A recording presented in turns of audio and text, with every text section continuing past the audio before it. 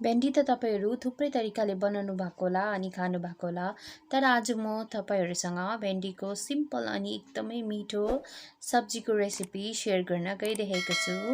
Hello everyone, नमस्ते। रेखाको किचनमा तपाईहरुलाई स्वागत छ। फाइनली आज तपाईहरुसँग यो रेसिपी शेयर गर्नु पाउँदा एकदमै खुसी लागेको छ। मैले तपाईहरुसँग भनेको थिएँ बेबी बोय हुन्छ कि गर्ल हुन्छ, म तपाईहरुसँग शेयर गर्छु भनेर। बेबी बोय भएको छ कि गर्ल भएको छ त्यो चाहिँ म तपाईहरुसँग भिडियोको बीचमा बताउने छु। अब चाहिँ हामी रेसिपी सुरु गर्नुपर्छ। रेसिपी सुरु गर्नुको लागि चाहिँ मैले चाहिँ यहाँ भेन्डीलाई चाहिँ अगाडि धोएर राखिसकेको छु। अब चाहिँ म यसलाई दुई भागमा काट्दै छु। मैले चाहिँ क्याप्सिकम, प्याज, टमाटरलाई चाहिँ अगाडि नै काटेर राखिसकेको थिएँ।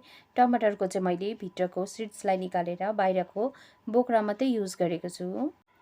अब चाहिँ हामी भेन्डीलाई कम्ती तेलमा भुन्नुपर्छ। यसको कलर चेन्ज गरिरहनु पर्दैन, हल्का भुन्दा मात्रै हुन्छ।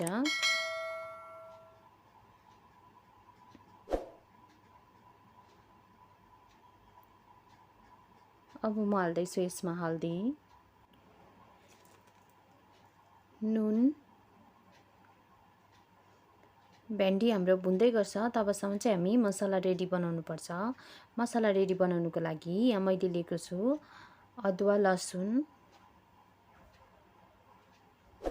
टमाटर,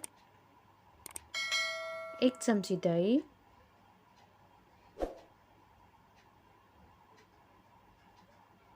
यो सबै हालिसकेपछि फाइन पेस्ट बनाउनु पर्छ।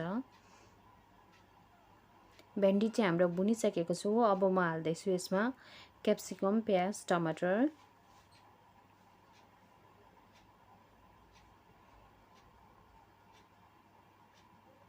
क्याप्सिकम, प्याज, टमाटरलाई पनि बेसी भुनिरहनु पर्दैन, हल्का भुन्दा हुन्छ।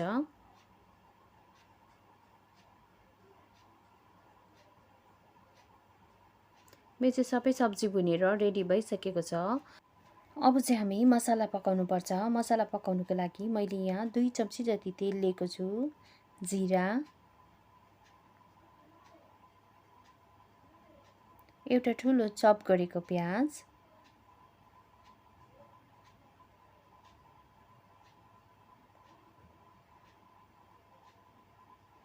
प्याजलाई चाहिँ हल्का ब्राउन हुन्जेलसम्म भुन्नुपर्छ। अब म हाल्दैछु यसमा ड्राई मसला। मैले हालेँ यसमा धनिया पाउडर, जिरा पाउडर, हल्दी, रेड चिल्ली पाउडर, नुन। सबै हालिसकेपछि चाहिँ 1 मिनेटको लागि सानो ग्यासमा मजाले भुनेर ड्राई मसलालाई पकाउनु पर्छ। ड्राई मसला चाहिँ हाम्रो मजाले पाकिसकेको छ। अब म हाल्दैछु यसमा अघि पिसेर राखेको मसला।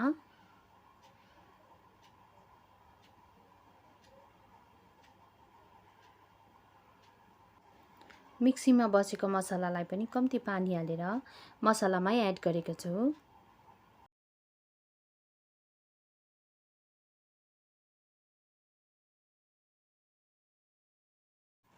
अब चाहिँ हामी मसलालाई 10 मिनेटको लागि सानो ग्यासमा ढक्नी लगाएर पाक्न छोडिदिनुपर्छ। 10 मिनेट भइसकेको छ, मसला मजाले पाकिसकेको छ।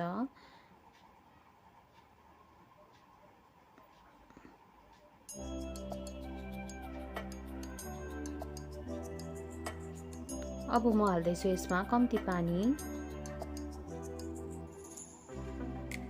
पानी चाहिँ तपाईहरुलाई ग्रेभी कतिको मनपर्छ त्यही हिसाबले हाल्नु सक्नुहुन्छ।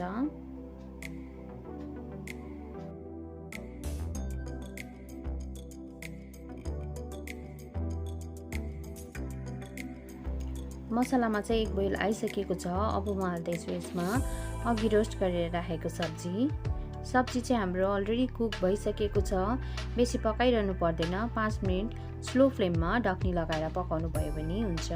तपाईहरुलाई मैले भिडियोको बीचमा भन्छु भनेको थिएँ मेरो चाहिँ बेबी बोय भयो कि गर्ल भयो भनेर। मेरो चाहिँ बेबी गर्ल भएको छ। मेरो छोरीको नाम चाहिँ सेलेस्टिया हो। तपाईहरूले मेरो लागि प्रे गरिदिनु भएकोमा तपाईहरूलाई धेरै धेरै धन्यवाद। र जो नयाँ सब्सक्राइबरहरू जुड्नु भएको छ उहाँहरूलाई पनि धेरै धेरै धन्यवाद दिँदछु। र जसले है मेरो च्यानललाई सब्सक्राइब गर्नुभएको छैन प्लिज मेरो च्यानललाई सब्सक्राइब गरिदिनुहोस् होला। रेखाको किचनको फ्यामिली बन्नुहोस् होला। यस्तै मिठो मिठो रेसिपी तपाईहरूसँग लिएर आउने नै छु। तबसम्मको लागि बाई बाई, टेक केयर।